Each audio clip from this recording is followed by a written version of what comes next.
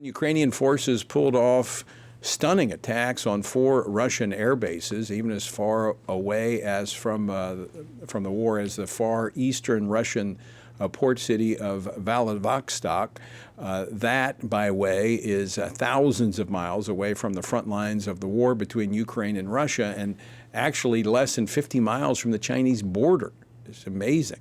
Some military analysts even call this attack Russia's Pearl Harbor.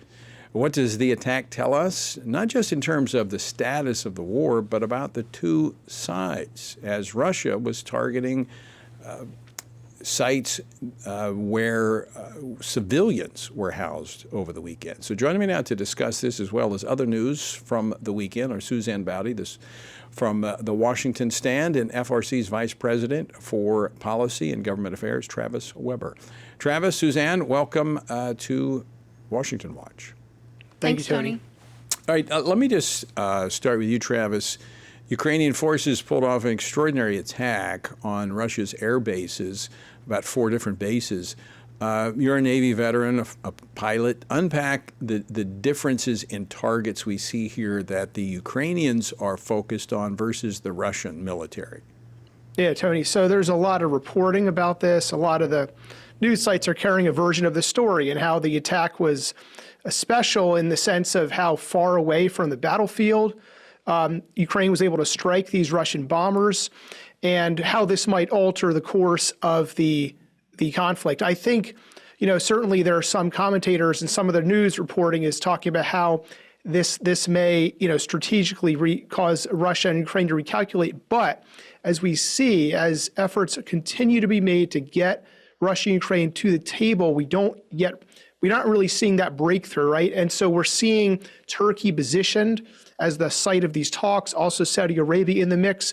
It's giving a boost in world opinion to the host of the talks, to some of those involved, but we've not yet seen breakthroughs. That's an area of continued prayer. But Tony, as you know, in terms of how Russia and Ukraine are conducting themselves under the law of war, which has been developed in the modern era, recent modern history, there are certain ethical principles that have guided nations that have conducted war according to the law of armed conflict and the principles of war. And some of those involve core principles, necessity, proportionality, and those involve who you're targeting and why you're targeting them. And so you basically have a distinction between legitimate military targets and illegitimate targets. And it's generally agreed that the intentional targeting of civilians is not a legitimate military aim. You can target military targets that are necessary to the conduct of your enemy's war, and therefore it's legitimate to target those. And at times there is incidental damage or damage to civilian infrastructure, or unfortunately the killing of civilians during those attacks, and that's considered legal under the principles of war, the principles of armed conflict, but you cannot intentionally target them. So that is an important consideration as we look at what's happening here. Well, we've repeatedly seen Russia going after civilian infrastructure targets, where you see here very clearly that Ukraine is going after military targets to weaken Russia's military capacity. I think this strike on over the weekend took out about 30%, I understand, of their air capacity, which was quite significant.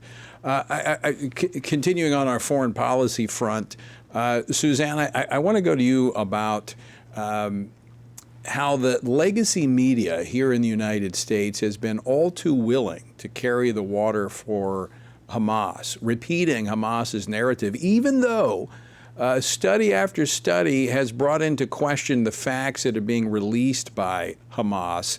This fueling what some say, in fact, Mike Huckabee, ambassador to Israel from the United States, pointed to this facilitation of false narrative, linking it to the violence that we saw in the streets of D.C.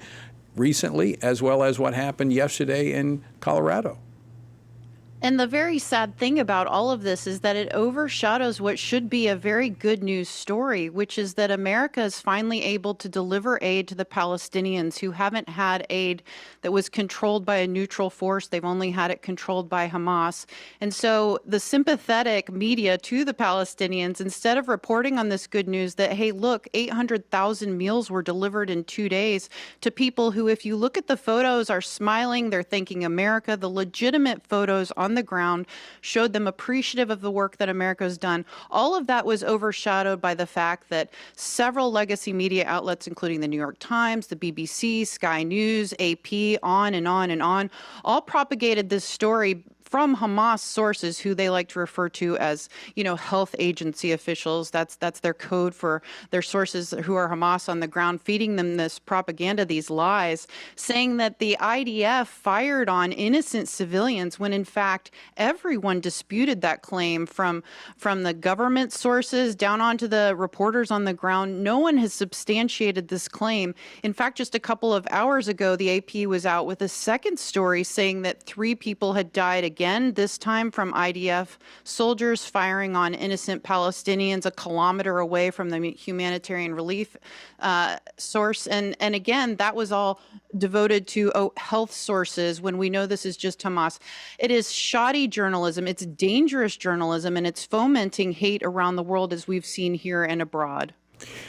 And again, there have been studies that have debunked the claims put out by Hamas's, like their various agency. They have their I forget what they call their agency, where what's the name of their? It goes by the initials of MOH. It's what reports on the health agency that reports on the fatalities. And that's repeatedly been debunked, that they've inflated the numbers. But the media continues to run with, every time they release a number of how many civilians have been killed, the media runs with it. And the same thing here. They don't even fact check it. And it is, as you said, fomenting this hostility and acts of violence here in our own country. And it's really journalism 101. On what planet do you take the word of terrorists over people on the ground, government officials, American aid workers who've all said this never happened?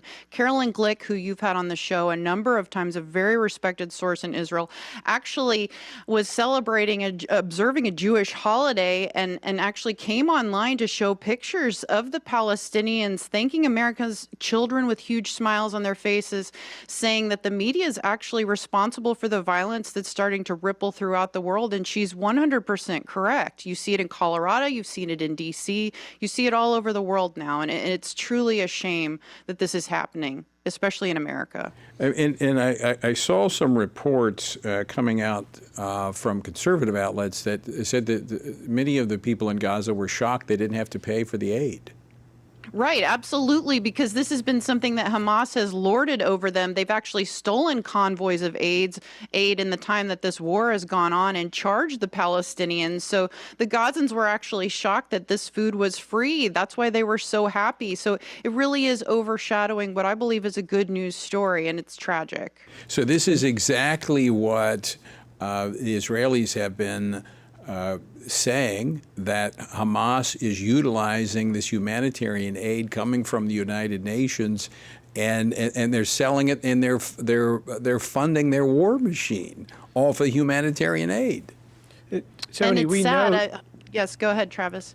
I was going to say, Tony, to that point, we know that Hamas uses the civilian population under their control as a point of leverage to direct world opinion or control world opinion. And so they will seek to do whatever they can to make sure that population stays under that leverage point for them. So when the United States and the Israeli governments are able to set up an alternative aid distribution system, which we have going on here, certainly Hamas would have reason to be concerned. I don't think it's too far-fetched, beyond the realm of possibility, for Hamas to intentionally insert people or cause some disruption to provoke an Israeli response against what would be perceived as a legitimate military threat or a legitimate threat to Israeli forces, as we were just talking about in the context of Russia, you have principles that govern the law of war, and those apply here as well. And so when you have military using civilians, hiding behind civilians, but there are military targets,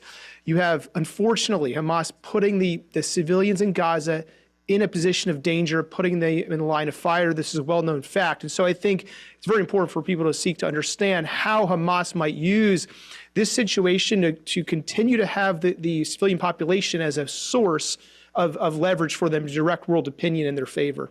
Right.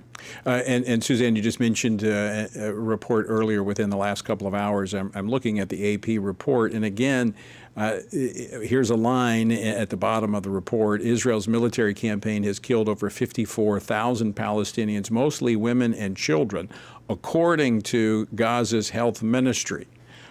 Which does not say how many of the dead were civilians or combatants. This has been debunked over and over, but yet they throw this in there saying that Israel's killed 54,000 Palestinians and has no credibility. All right, I want to shift to, we got about 4 minutes left. I want to shift to the domestic front because as Congress returns this week, the big beautiful bill is now in the hands of Senator John Thune and his colleagues. So what's ahead in the Senate this week? Well, I think it's going to be interesting to see now that John Thune is in the hot seat. He's going to have some of the same headaches that I think Mike Johnson had, in that he also has a very slim majority. He can also only afford to lose 3 votes on this bill. So he has his work cut out from him. We haven't really seen what his leadership style is. I think we've all seen Mike Johnson as someone who really likes to govern through regular order. He's open, he's transparent. From what I understand about the procedures coming up this week, there will not be the same kind of committee markups that Mike Johnson held. So in other words, you have Republicans sort of crafting these bills on the committees behind closed doors. And we'll see what comes of that. Usually bringing things out into the light is the best way to do business, but it's also the hardest way to do business. And John Thune is going to have to contend with warring factions just like Mike Johnson has. There are several moderates in the Senate who have different opinions on everything from, nutritional supplement, the SNAP, to Medicaid cuts. Some are on both sides of that. You have people who want bigger spending cuts, people who want lesser spending cuts, all on the same side of the party. So it'll be very interesting to see how this develops this week. A lot of the action will be taking place in the Finance Committee. That's the one that FRC is really going to be paying attention to. That's where we'll see whether big abortion is defunded. We'll see what happens with the gender transition surgery.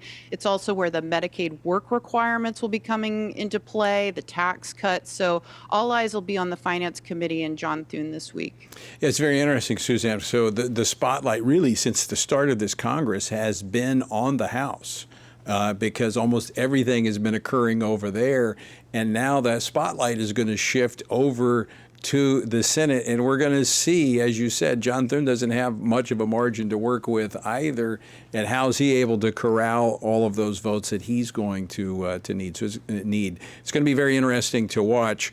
But Travis, that doesn't mean the House is on the sidelines. They've got their own issues they'll be dealing with a major rescission package coming in. So tell us what's ahead for the House this week.